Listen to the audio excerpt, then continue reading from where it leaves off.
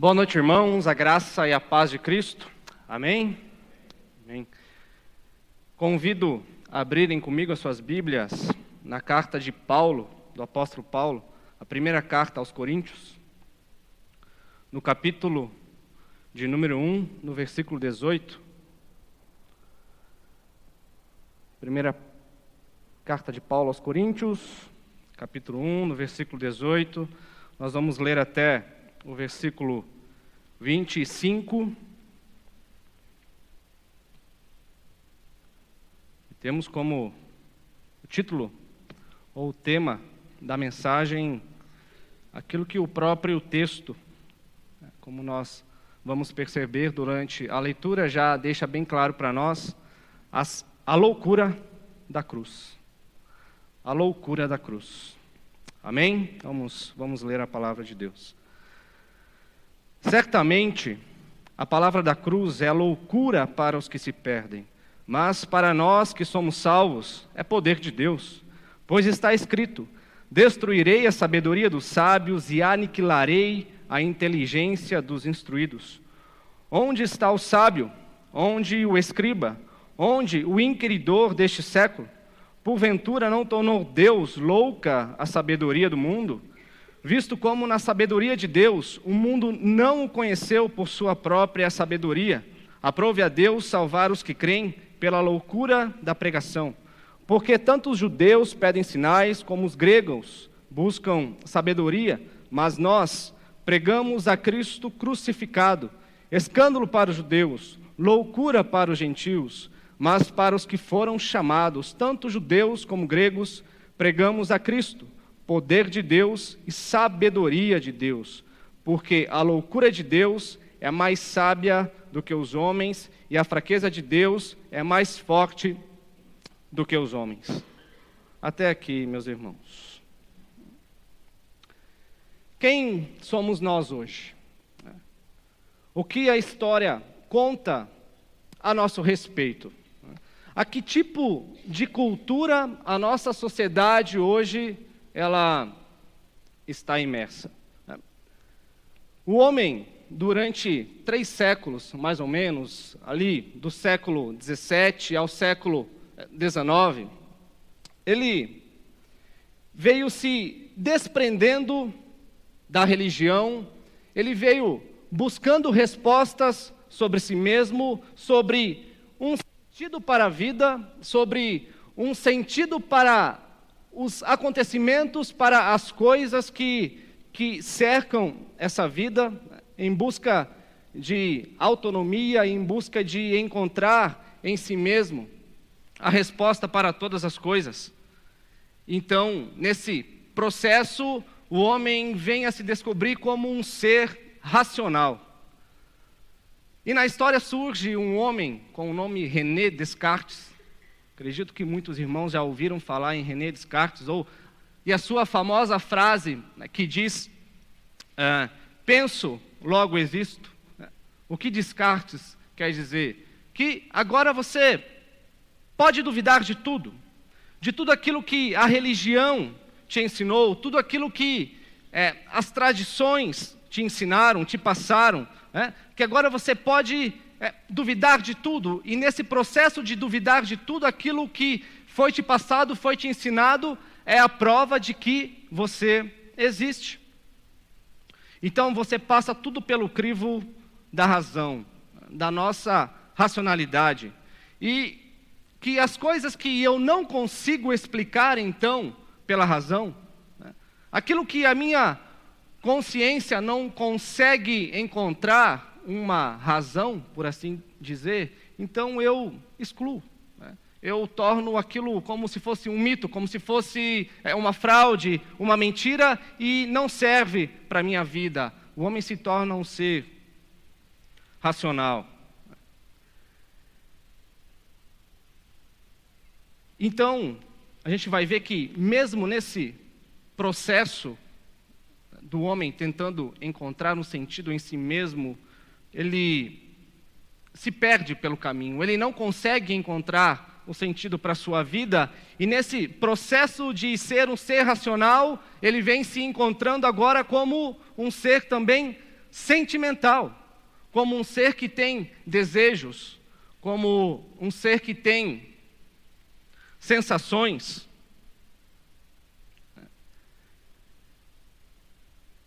E então, do século XIX ou do século XX até agora, os nossos dias atuais, o século XXI, o homem, ele está cada vez mais nessa cultura dos sentimentos, cada vez mais nessa cultura dos desejos e das sensações, né? É só nós olharmos, por exemplo, para a nossa sociedade. Não há mais um padrão moral, né? Não há mais algo que nós dizemos se está correto ou não, se é ético ou não, né? Porque tudo é relativo. O que me diz agora em nossa sociedade, governado pelos nossos sentimentos, governada pelos nossos desejos, o que me diz se algo é correto ou não, é se me torna feliz, é se eu tenho prazer, é se eu tenho desejo em fazer este ato, em cumprir este algo. Porque agora o que importa é a minha felicidade.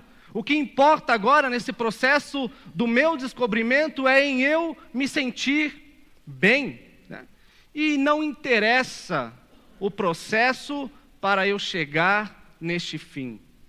Não importa, não me interessa se o processo está correto ou não, se é ético ou não. O que importa é eu chegar no fim e ser feliz, e ter o meu desejo saciado. E a nossa sociedade, então, ela vem se transformando cada vez mais numa sociedade pragmática, onde não importam os meios, o que interessa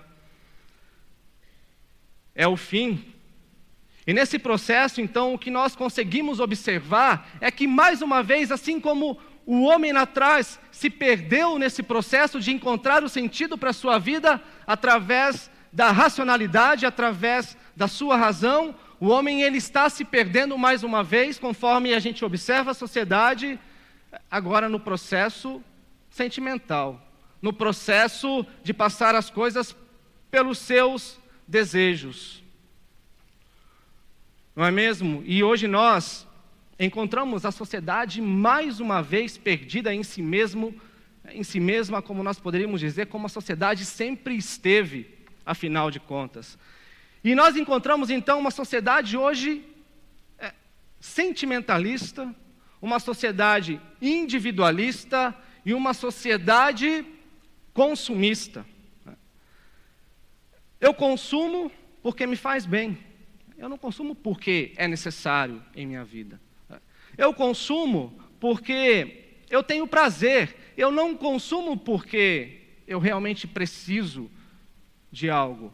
E algo que eu sempre gosto de citar para a gente ter uma ideia de como caminhou a sociedade, de como vem caminhando a sociedade, é a diferença dos comerciais que passam na TV.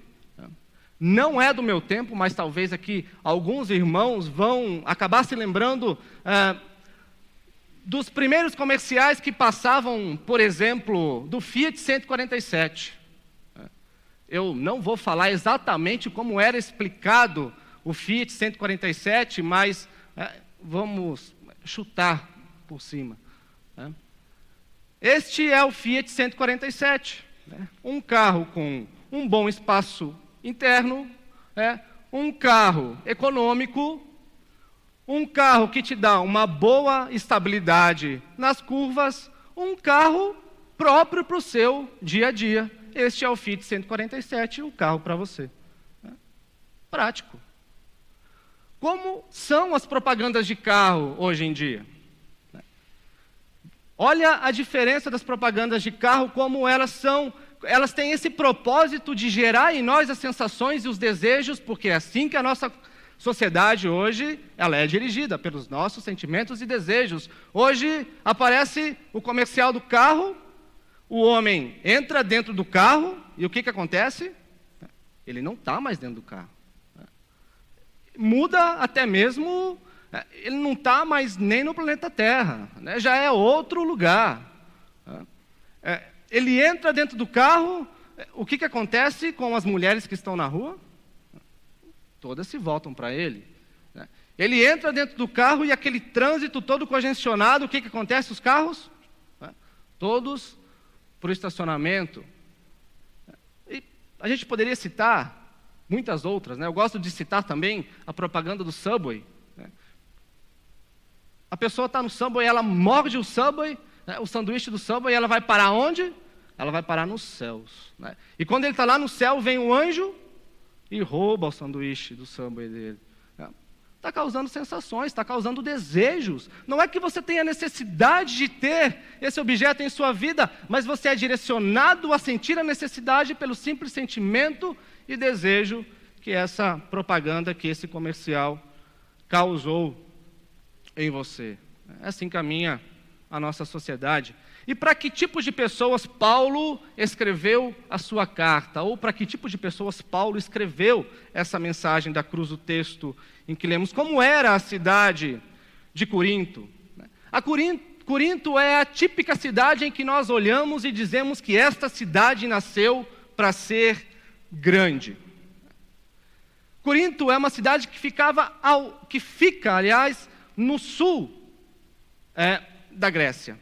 É uma cidade que fica numa parte de uma terra que nós conhecemos geograficamente como istmo. O istmo, ele é uma faixa estreita de terra de aproximadamente 6 quilômetros de largura que liga uma parte da Grécia com a outra parte, a parte norte com a parte sul da Grécia. Então, e também que é banhada por todo o mar Mediterrâneo. Então, quando nós olhamos para a cidade de Corinto, nessa localização tão estratégica, nós vemos que não tinha uma outra maneira a não ser Corinto ser destinada ao sucesso comercial. Né? Porque ali em Corinto passava todo o comércio de sul a norte da Grécia, devia passar por ali, não tinha uma outra estrada. Em Corinto, devido à sua localização banhada pelo mar Mediterrâneo e por ter um dos maiores portos da região, devia passar ali também todo o comércio de leste a oeste do mar Mediterrâneo, então ancorando ali na cidade de Corinto. Então, dessa maneira, fica fácil nós imaginarmos o enorme centro comercial que deve ter sido a cidade de Corinto. E para aumentar ainda mais os visitantes na cidade de Corinto, ali existiam os jogos, conhecidos como os jogos istmicos, aliás, que perdia no mundo antigo somente para os Jogos Olímpicos, para as Olimpíadas. Mas, além da prosperidade material, além do luxo que existia na cidade de Corinto, ela também era conhecida por uma outra face. Corinto era conhecido por ter o sinônimo de pecado e de imoralidade. E já vou dizendo, nada contra os corintianos, mas também pouquíssima coisa a favor dos corintianos. A palavra corintianizar, ela havia feito parte do idioma grego. E ela significava viver ébrio e na corrupção moral, ou seja, viver bêbado, viver alcoolizado e entregue a uma vida de corrupção, entregue a uma vida imoral. E no mundo antigo havia uma fonte de toda a corrupção em Corinto e que era conhecida por todo o mundo civilizado daquela época. Havia uma colina na cidade de Corinto e em cima dessa colina, no topo da colina, existia uma acrópole. Acrópole que era um templo, né, destinado para a deusa Afrodite, a deusa do amor.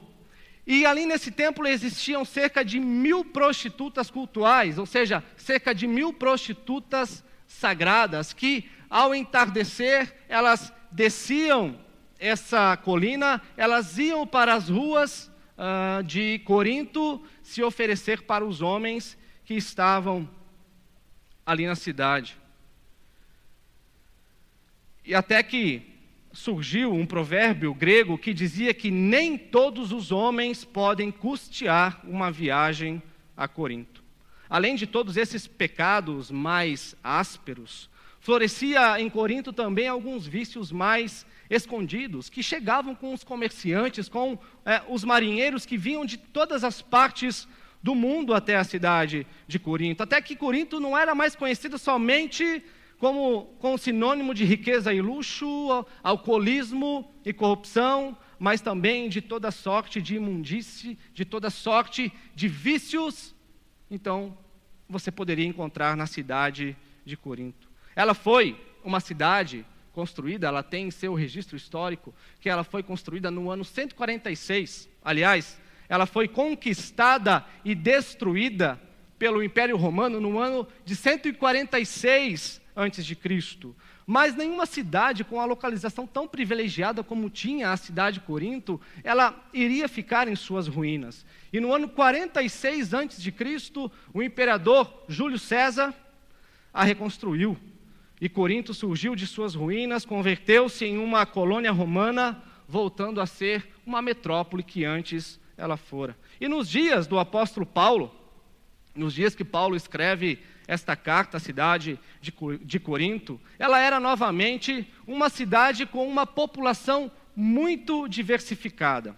Haviam ali, por exemplo, soldados veteranos que serviram por muito tempo ao exército imperial romano e que, depois de eles servirem por muito tempo, era dado a aposentadoria para eles, era dada a cidadania romana para eles, e eles eram então destinados a uma cidade recém-construídas para que eles viessem ou fossem colonizar esta cidade. Quando se reconstruiu a cidade de Corinto, voltaram os mercadores devido ao fato de sua localização, que ainda dava a supremacia sobre todo o comércio da região.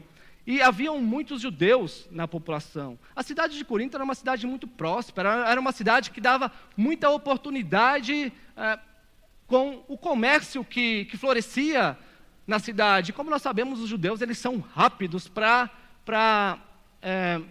pegarem uma oportunidade comercial, e eles não perderam tempo e eles foram para Corinto também. E ainda existiam os frígios e os fenícios, e um grupo que veio do Oriente para a cidade de Corinto com todas as suas práticas e costumes exóticos e místicos. Então, Corinto era uma cidade sem uma população definida, com uma massa de judeus, de ex-soldados romanos, de mercadores, de marinheiros, de pessoas que eram livres, de pessoas que eram escravas, de prostitutas sagradas. Uma terra próspera, porém, sem tradições e sem moradores bem estabelecidos, e que todo tipo de imoralidade e vícios eram bem facilmente encontrados em Corinto. E como Paulo chega à cidade de Corinto? Em sua segunda viagem missionária, Paulo ele deixa a região da Macedônia por causa da perseguição dos judeus. Os judeus perseguiam a Paulo por causa da pregação do Evangelho. Ele deixa a Macedônia então e vai para Atenas. E ali em Atenas ele passa a pregar o Evangelho, algumas poucas pessoas se convertem. Então Paulo deixa Atenas e ele vem para a cidade de Corinto. E ali em Corinto, Paulo tem muito sucesso na pregação do Evangelho. Ele permaneceu em Corinto por cerca de 18 meses. Ele fica na casa ali em Corinto de um homem que era judeu e que, assim como Paulo, também era fazedor de tendas, e o que facilita a estadia de Paulo ali também. Um homem que se chamava Áquila e tinha por mulher Priscila, né? E como era de costume, então, Paulo, ele sempre procurava uns lugares mais visitados pelas pessoas na cidade, os lugares mais populares pelas pessoas na cidade. Naquele tempo, no Império Romano, existiam muitas e muitas sinagogas espalhadas pelas cidades, e na maioria das vezes, Paulo sempre procurava essas sinagogas, e ele ia nessas sinagogas, e ali em Corinto não foi diferente. Ele pregou na sinagoga de Corinto, e muitos judeus e muitos gregos entenderam a mensagem do Evangelho e vieram a se converter a Cristo Jesus. E quando seus companheiros de ministério, Silas e Timóteo, chegam a Corinto, Paulo já estava ali e ele intensifica ainda mais a sua tarefa de pregação na cidade de Corinto, mas o que acontece mais uma vez é que os judeus tão hostis, tão violentos, tão contrários à mensagem do Evangelho, eles passam a seguir Paulo e seus companheiros de ministério mais uma vez, e eles precisam deixar a cidade, mas eles deixam a cidade de Corinto com uma igreja em formação. Eles deixam a cidade de Corinto com uma igreja iniciada. E Paulo, nesta carta, ele vai nos dizer que ele considera a igreja de Corinto, mesmo com seus muitos problemas, um santuário de Deus, no meio de uma sociedade tão paganizada e tão imoral, tão corrupta como era a cidade de Corinto. E qual o motivo de Paulo ter escrito essa carta para a igreja de Corinto? Paulo, ele estava em Éfeso nessa ocasião, quando ele escreve a carta, aproximadamente no ano 55 depois de Cristo. Quando ele escreve essa carta, ele recebe a visita de alguns irmãos que informam a Paulo acerca de algumas divisões que estavam acontecendo dentro da igreja. Ele recebe também uma carta vindo da própria igreja de Corinto, informando Paulo sobre alguns outros problemas, além das divisões dentro da igreja que estavam acontecendo. Por exemplo, além das divisões, havia um membro dentro da igreja de Corinto que estava se relacionando com a mulher do seu pai. E a igreja não toma nenhuma posição e não disciplina o ofensor com referência a isso. Irmãos da mesma fé, dentro da igreja de Corinto, estavam arrastando uns aos outros perante os tribunais seculares e paganizados da cidade de Corinto, para que esses tribunais viessem a julgar as suas causas. Membros da igreja estavam tendo relações sexuais com as prostitutas de Corinto, justificando que somente o corpo e não a alma era envolvida neste ato. Um tipo de ensino gnóstico. A ceia do Senhor na igreja de Corinto, que deveria ser um momento de harmonia, que deveria ser um momento de comunhão para esses irmãos, estava sendo degenerada em irreverência, em glutonaria e bebedeiras. Era uma igreja muito rica, com referência aos dons do Espírito Santo. É uma igreja que possuía todos os dons excelentes do Espírito Santo, mas que, na grande maioria das reuniões dessa igreja, estavam acontecendo muitas desordens.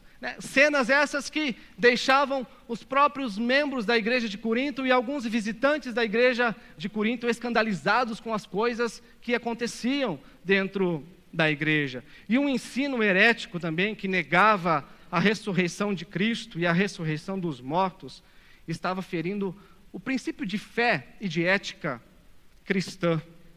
E em resposta às informações dos irmãos e da carta sobre a igreja de Corinto, então Paulo escreve esta carta. Para os coríntios, a sabedoria da vida era encontrada em uma vida entregue a seus prazeres e às suas imoralidades.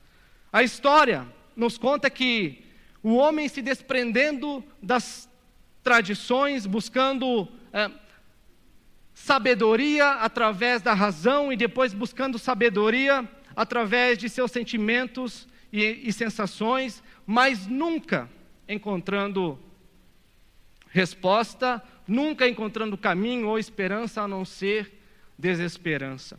E no texto que nós lemos, nós temos o apóstolo Paulo, então, falando sobre a loucura que é a sabedoria de Deus revelada na cruz de Cristo. Como nós temos no verso 18.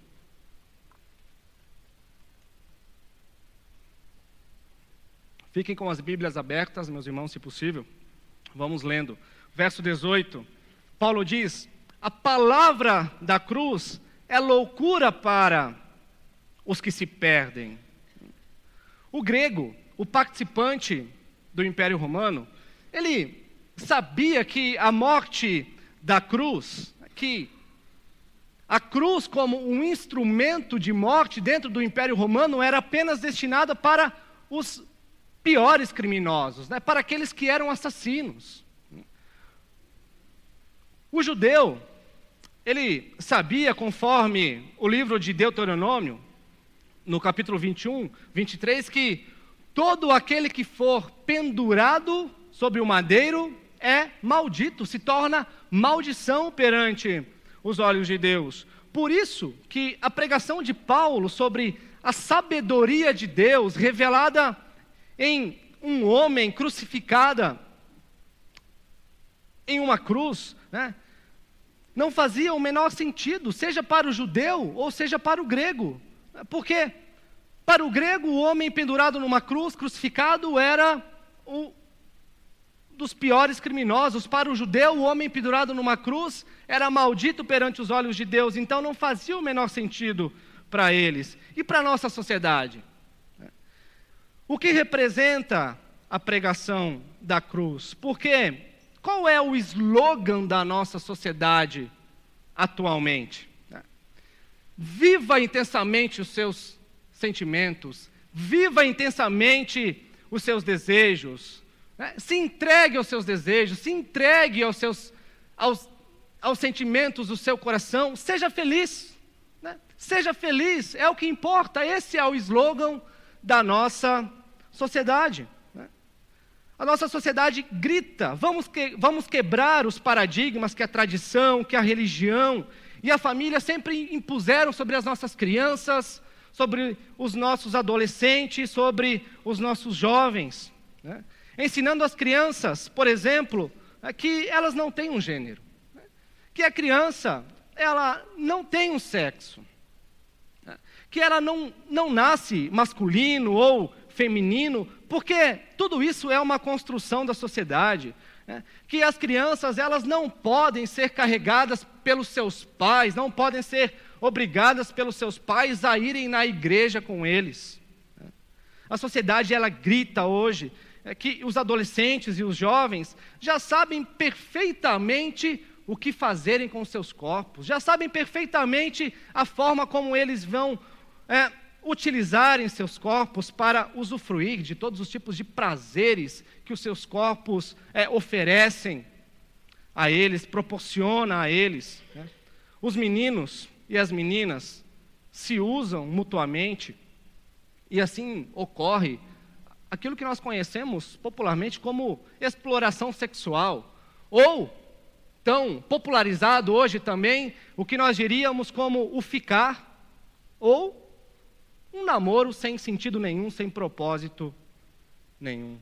Casais que, ao invés de usarem o perdão, tratam um casamento como mais um acontecimento, como mais um evento qualquer em suas vidas, como tantos outros eventos que aconteceram, que acontecem, que vão acontecer futuramente em suas vidas, e que acabam se separando por motivos banais, por motivos leves, porque essa pessoa é incompatível comigo e não era a vontade de Deus que eu casasse com ela. E tudo por causa do slogan, né? O que importa é ser feliz. O que importa é aproveitar os seus desejos, né? Seja feliz. Mas, no verso 19, nós temos Paulo fazendo uma citação lá do livro de Isaías, do capítulo 29, do verso 14, onde Isaías escreve: destruirei a sabedoria dos sábios e aniquilarei a inteligência dos inteligentes. Como? Como que Deus destruiu a sabedoria dos sábios e aniquilou a inteligência dos inteligentes? Numa cruz, por meio de uma cruz. Porque na cruz, meus irmãos, nós temos o Filho de Deus que se fez homem. Na cruz, nós temos o Filho de Deus que deixou de lado toda a sua majestade, todo o seu reinado, para viver de acordo com aquilo que era a vontade de seu Pai, com aquilo que já era destinado a esse Filho unigênito do Pai, antes mesmo da fundação de todas as coisas, antes mesmo que o universo fosse estabelecido. A pregação da cruz é a pregação da renúncia, é a pregação da renúncia daquilo que você é para viver a realidade que agora nós encontramos em Cristo Jesus. É você dizer não para seus prazeres e seus desejos pessoais e se revestir de Cristo, encarnar o ministério de Cristo, encarnar o evangelho de Cristo em si e viver a partir desses princípios. É mostrar para uma criança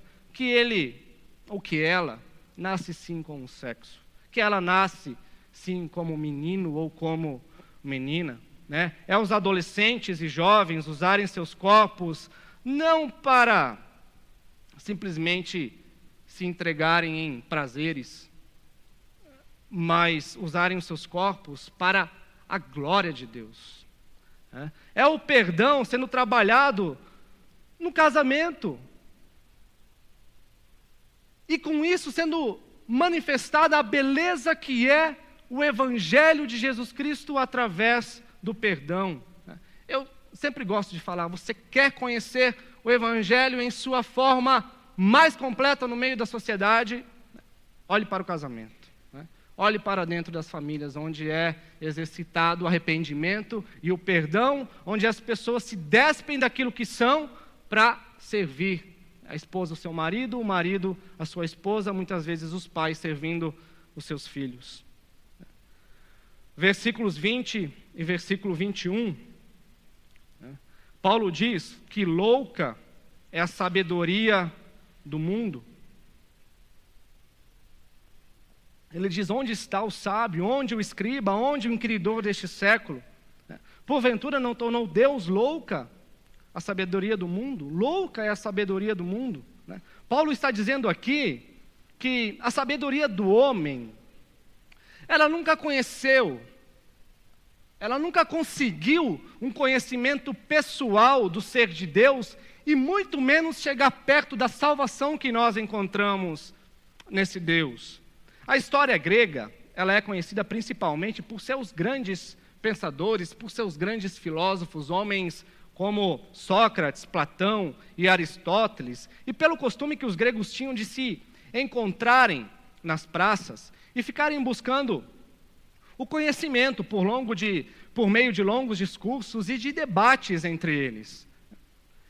E Paulo quer mostrar através desse texto que louca é a sabedoria do mundo, porque o conhecimento como um fim em si mesmo de nada vale, não vai te levar a lugar nenhum, não vai achar sentido nenhum para a sua vida. O homem hoje ele busca em muitas práticas a sua afirmação, seja no desfrute de seus prazeres, no consumismo desenfreado que a nossa sociedade vive hoje, ou até mesmo na prática da religião como um fim em si mesmo. A afirmação que o homem busca é o que dará a ele essa boa sensação, esse sentimento de prazer e de que, ao longo desse processo, ele está, assim, sendo salvo. Mas, no final do versículo 21, nós vamos ver o que Paulo fala, que aprouve a Deus salvar os que creem pela loucura da pregação. Meus irmãos, Deus, Ele é um ser onipotente, certo?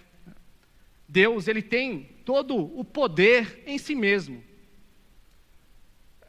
Se Deus quisesse nos salvar assim, num estalar de dedos, Ele não poderia nos salvar? Ele tem todo o poder. Se Deus, Ele quisesse decretar, olha, vocês estão salvos, nós estaríamos salvos. Se Deus quisesse olhar para nós e dizer, vocês são boas pessoas e por isso eu decidi, eu quero salvar vocês. Mas o que Paulo diz aqui é que aprouve a Deus salvar os que creem pela loucura da pregação. Por quê? Qual é o objetivo da pregação? Por que Deus escolhe a pregação? Porque ela tem como objetivo colocar o homem de joelhos, colocar o homem prostrado diante da mensagem do Evangelho que revela um Deus santo e que revela ao homem aquilo que ele verdadeiramente é e não aquilo que ele acha que é.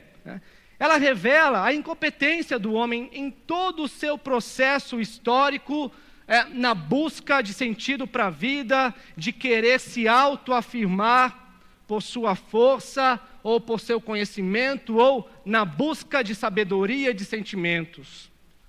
A pregação, ela humilha o homem, tirando-o do campo dos seus esforços e o projeta para o campo da fé, para o campo do crer, salvando apenas aqueles que creem na mensagem do Evangelho, na loucura que é a mensagem do Evangelho, na loucura que é a mensagem da cruz.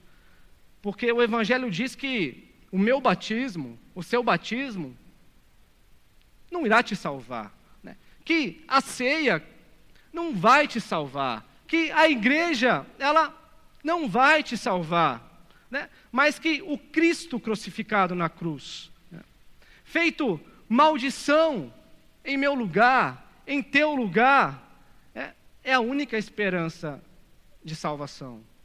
Aquilo que é escândalo para os judeus, que é loucura para os gentios, que é escândalo também para a nossa sociedade em busca de se afirmar em si mesma, ela vê nessa cruz uma loucura. Porque a única esperança de salvação é o próprio Cristo, aquele que se faz maldição, que se faz humilde em nosso lugar. Nos versos 22 e 23, nós vamos ver que os judeus, porque tanto os judeus pedem sinais, como os gregos buscam sabedoria, mas nós pregamos a Cristo crucificado, escândalo para os judeus, loucura para os gentios, os judeus pedem sinais. Por que os judeus pedem sinais? Porque essa época foi uma época em que produziu falsos mestres, falsos profetas, falsos messias, e todos eles enganaram as pessoas com promessas de que eles realizariam feitos grandiosos. Por exemplo, no ano 45 a.C., surgiu um homem chamado Teudas, que ele convenceu milhares de pessoas a acompanharem, ao acompanharem até o Rio Jordão, e ele prometeu para essas pessoas que quando ali no Jordão ele desse uma ordem, as águas do Rio Jordão iriam se dividir no meio e as pessoas iriam passar com seus pés a seco. No ano 54 depois de Cristo, um ano antes de Paulo escrever esta carta, chegou a Jerusalém um homem vindo do Egito, dizendo-se profeta, e ele persuadiu a cerca de 30.000 pessoas a deixarem os seus lares e a irem consigo até o Monte das Oliveiras, e ali quando ele desse uma ordem, todas as muralhas de Jerusalém iriam cair. E é claro, é óbvio que nada disso aconteceu. Então os gregos, eles estavam pedindo sinais. Aliás, os judeus estavam pedindo sinais. Os gregos, eles buscam sabedoria. É isso que Paulo diz no versículo 22.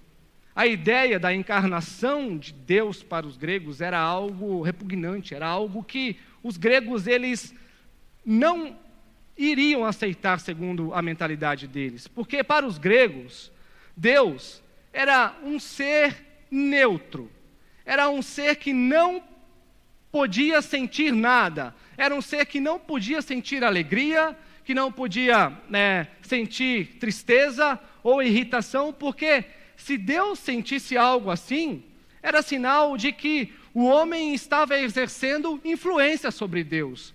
E se o homem consegue exercer influência sobre Deus, é sinal então que o homem ele é maior ou superior a Deus. O grego, ele era conhecido também como aquele que tinha muita habilidade com as suas palavras, pelo seu poder de convencimento, pelo seu poder de persuasão, mas que com o tempo também se tornou alguém que passou a discutir apenas coisas pequenas, coisas frívolas da vida, Os gregos, então, estavam intoxicados de palavras bonitas. Por isso que o pregador cristão, com a sua mensagem tão estranha para os gregos, parecia um personagem tão inculto, alguém sem cultura. E os gregos, eles ridicularizavam os pregadores cristãos. E as pessoas de nosso tempo, em sua grande maioria? As pessoas de nosso tempo, parece que nós vivemos uma sociedade que ela está apática. Parece que tanto se fala em evolução, mas parece que nós vemos uma sociedade tão parada, a não ser quanto à área tecnológica. Claro que isso é algo que nós não podemos negar que está evoluindo, mas parece que é uma sociedade apática, parada, ou se não retrógrada, em seus sentidos éticos e morais, quanto à vida comportamental, quanto à vida. Porque é uma sociedade que se contenta com o materialismo de nosso tempo, com o status de que o consumo desses bens materiais podem oferecer a cada uma das pessoas.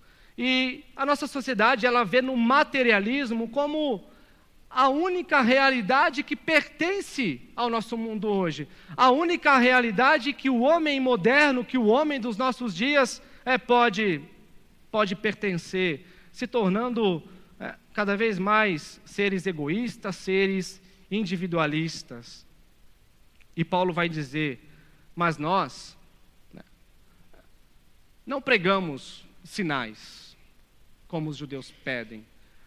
Nós não pregamos sabedorias, palavras bonitas, como os gregos gostam de ouvir. Nós não pregamos que as pessoas serão abençoadas materialmente por servirem a esse Deus.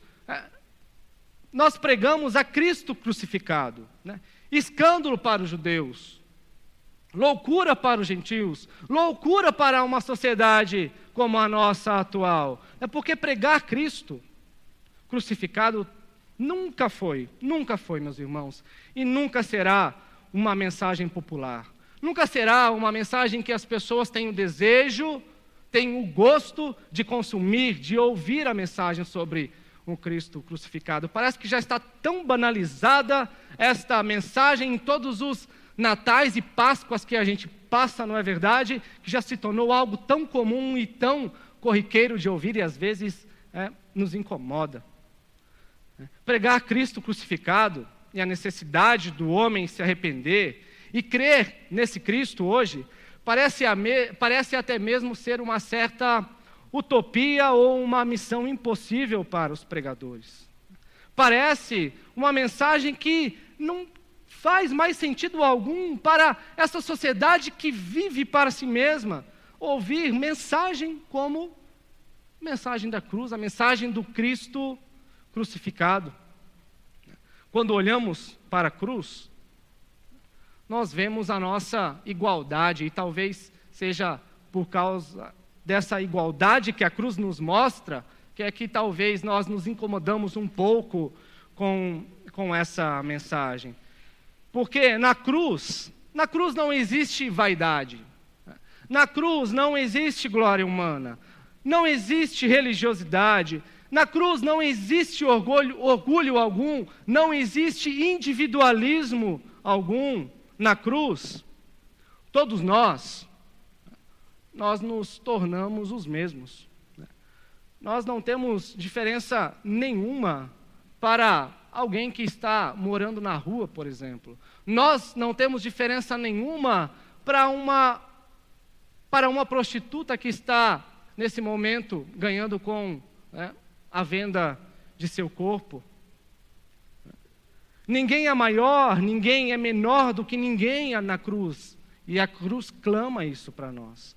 Na cruz não existe o empresário, não existe o advogado, não existe o dentista, não existe o médico, não existe o gari, não existe a faxineira, não existe o atendente de balcão, o pastor ou o padre. Na cruz, o que existe é o Deus. É o Deus sendo posto em espetáculo para o mundo e dessa forma humilhando a sabedoria do mundo. Na cruz, o que existe é o grande grito de Deus, que clama a todo momento: arrependam-se, olhem para a cruz e arrependam-se.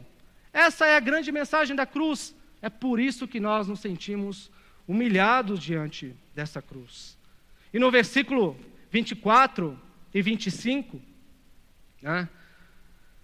mas para os que foram chamados, tanto judeus como gregos, pregamos a Cristo, poder de Deus e sabedoria de Deus. Para todos os que são chamados, sejam gregos, sejam judeus, pessoas de todos os tempos, pessoas de todas as épocas, pessoas de todas as nações, de todas as culturas, de todas as falas, de todas as línguas, Cristo, Ele é poder de Deus. Ele é poder de Deus porque a cruz, ela contrasta com a sabedoria orgulhosa e com a sabedoria arrogante do homem. Porque por meio do Filho unigênito de Deus que se fez pobre, que morreu, que ressuscitou, Cristo é poder de Deus, para a redenção de seu povo. Ele ressuscitou, e a vitória sobre a morte é a maior conquista para a humanidade, é a maior conquista para o homem perdido. Por isso Cristo é poder de Deus. Cristo, Ele é sabedoria de Deus, Porque, agora sim, essa cruz ela contrasta com a arrogância, com o orgulho do homem, por meio do Filho unigênito de Deus que se fez pobre para enriquecer a muitos, revelando o esplendor que é o perdão, a maravilha que há no perdão, revelando a humildade do perdão na cruz. Cristo, Ele é a loucura de Deus. Como ele vai dizer no versículo 25, porque a loucura de Deus é mais sábia do que os homens, e a fraqueza de Deus é mais forte do que os homens. Cristo é a loucura de Deus. Deus, Ele usa uma manjedoura em Belém como um berço para o seu Filho tão majestoso. E Ele usa uma cruz tão cruel como um instrumento de morte para o seu enviado divino, para o seu Filho enviado, e dessa forma dando vida àqueles que creem. É a loucura de Deus. Cristo é a fraqueza de Deus. Ao contrário do que a maioria das pessoas pensam e creem, Deus, Ele aperfeiçoa-nos por meio do sofrimento, e esse fato Ele demonstrou na cruz de Cristo. Por isso que Cristo é a fraqueza de Deus. Lá em Hebreus 2:10, o autor de Hebreus, ele vai dizer para nós que porque era preciso que aquele para quem são todas as coisas e por meio de quem tudo existe, ao trazer muitos filhos à glória, aperfeiçoasse por meio do sofrimento o Salvador deles. E em 2 Coríntios, no capítulo 12, depois que Paulo pede por 3 vezes para que Deus tire o espinho de sua carne, Deus então responde a Paulo: a minha graça te basta, porque o poder se aperfeiçoa na fraqueza. E qual é a resposta de Paulo? Talvez a resposta mais sublime, mais bela que nós encontramos em toda a Bíblia, e que dificilmente um homem moderno, um homem de nossos dias, diria para Deus.